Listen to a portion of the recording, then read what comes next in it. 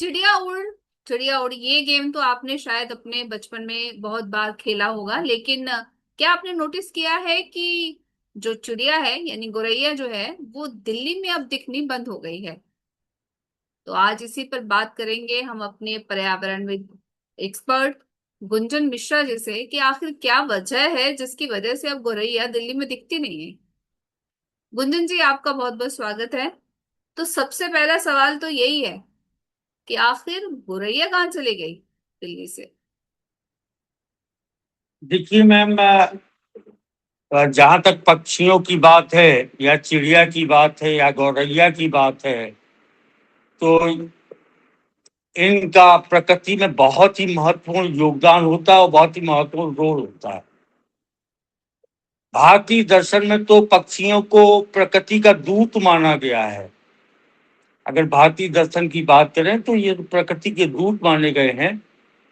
और अगर हाल में ही हम अपने भारत के पक्षियों के जो अस्तित्व की बात है या उन पे जो उनके अस्तित्व पे जो संकट मंडरा रहा है उसकी बात है, तो state of world India world में की रिपोर्ट में ये बात बताई गई है कि पिछले 30 सालों में भारतवर्ष में लगभग 60% पक्षियों की प्रजातियां नष्ट होने के कगार पर आ चुकी हैं। तो आप इसी से अंदाजा लगा सकते हैं कि हम किस लेवल या किस स्तर पर पहुंच चुके हैं पक्षियों के विलुप्त होने के। अगर उसमें संदर्भ में देखा जाए तो ये पूरा पूरा 60%, ये अपने आप में बहुत बड़ा आंकड़ा हो जाता है। अब इनके कारण क्या है, विलुप्त क्यों होने लगे? तो स्वाभाविक सी बात है कि जिस तरह से अर्बनाइजेशन हो रहा है, जंगल कट रहे हैं, वाटर बॉडीज खत्म हो रही हैं, नदियां प्रदूषित हैं, हवा प्रदूषित है। और बड़े बड़े ऊंची ऊंची स्टोरी के मकान बनाए जा रहे हैं। तो कहने का मतलब, कीटनाशकों का प्रयोग हो गया, मोबाइल टावर हो गए, इनका रेडिएशन हो गया, विद्युत तारों का, एसी वगैरह का आप देख लीजिए कि उनका रोल हो गया, जो गर्म हवा फेंकते हैं बाहर। तो ये जो चीजें हैं, ये जब खत्म हुई तो स्वाभाविक सी बात है, उनका जब बसेरा खत्म होगा, जब उनका आवास ही खत्म होगा, तो चिड़िया खत्म होंगी ही होंगी। और दूसरी बात एक ये भी है कि इनके लिए हमको क्या उपाय करना चाहिए, क्या नहीं करना चाहिए। स्वाभाविक सी बात है कि बहुत ही सिंपल से उपाय हैं कि हमको हरियाली एक फिक्स रखनी चाहिए कि हमको प्रत्येक स्थान में एक हरियाली का स्थान हो, वाटर बॉडीज हो, नदियां स्वच्छ हो, कीटनाशकों का प्रयोग कम से कम हो।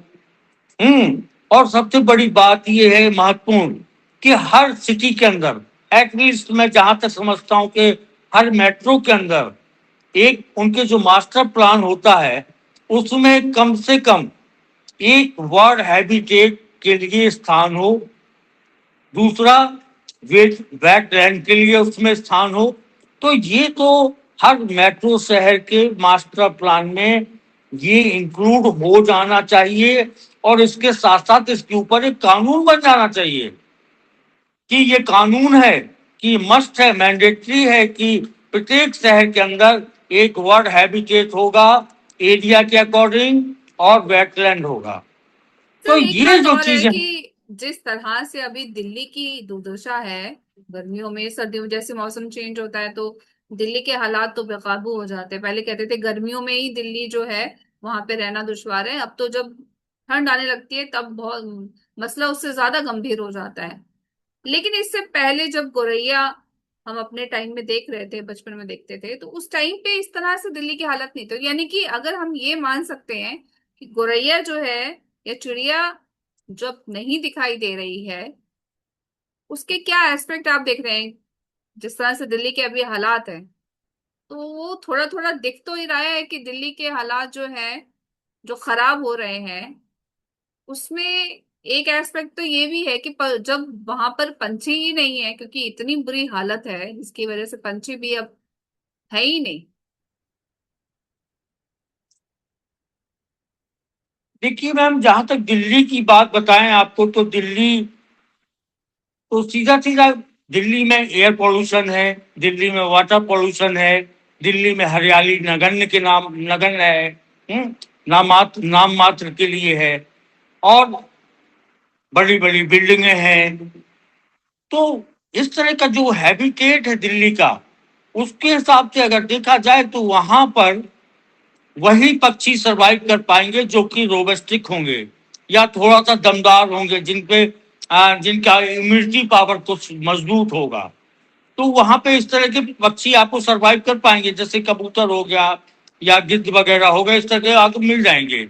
लेकिन जो नॉर्मल पक्षी है, जैसे आपकी गौरैया वगैरह है, ये पक्षी आपको वहां पे सर्वाइवल इनका बहुत मुश्किल हो जाता है।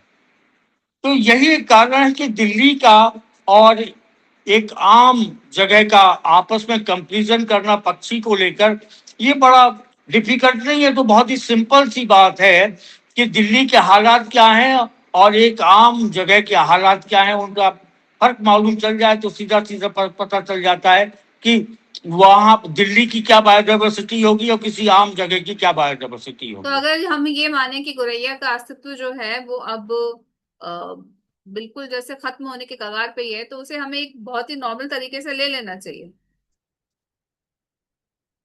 ऐसा नहीं होना चाहिए मैम, क्योंकि आपको मैं बता दूं कि ये जो हमारे पक्षी हैं, भले हमको लगता हो कि ये बहुत छोटे छोटे हैं, अरे इनका क्या अस्तित्व है, इनका हमारे जीवन में क्या रोल है, ये सब बातें नहीं। इनके बहुत महत्वपूर्ण फायदे हैं। जैसे अगर ये नष्ट हो जाएंगे तो कीट नियंत्रण है, उस पर फर्क पड़ेगा, उसका प्रभाव निगेटिव हो जाएगा। हम्म बीजों का जो हमारे खेत से जो बीजों का प्रसार होता है, जो बीजों का आदान प्रदान एक दूसरे खेत में होता है, उस पे इनका नकारात्मक प्रभाव पड़ेगा। जो परागण होता है, पॉलिनेशन होता है, उस पर नकारात्मक प्रभाव पड़ेगा। है गिद्ध जो है हमारे जैसे, वो ये प्राकृतिक हमारी सफाई करते हैं। तो जो प्राकृतिक सफाई होती है, उस पर भी प्रभाव पड़ेगा। दूसरा, जो खाद्य श्रृंखला को ये संतुलित रखते हैं, तो खाद्य श्रृंखला के उस पर भी नकारात्मक प्रभाव पड़ेगा। और ये सबसे बड़ी बात ये है कि जहां पे भी पक्षी पाए जाते हैं, तो ये कहा जा सकता है कि वहां का पर्यावरण एक स्वस्थ पर्यावरण है। तो ये कई तरह के हमको संकेत भी देते हैं, कई तरह से हमको हमारा लालन पालन भी करते हैं। तो ये हमारे लिए बहुत महत्वपूर्ण है। और मानव जीवन क्या, ये प्रकृति के जो हमारी जो एक क्रिया है या प्रक्रिया है, जो या उसकी जो हमारा मूलभूत जो आवश्यकताएं हैं, ये उनका एक अभिन्न अंग है।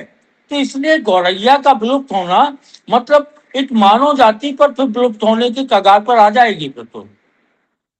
बिल्कुल।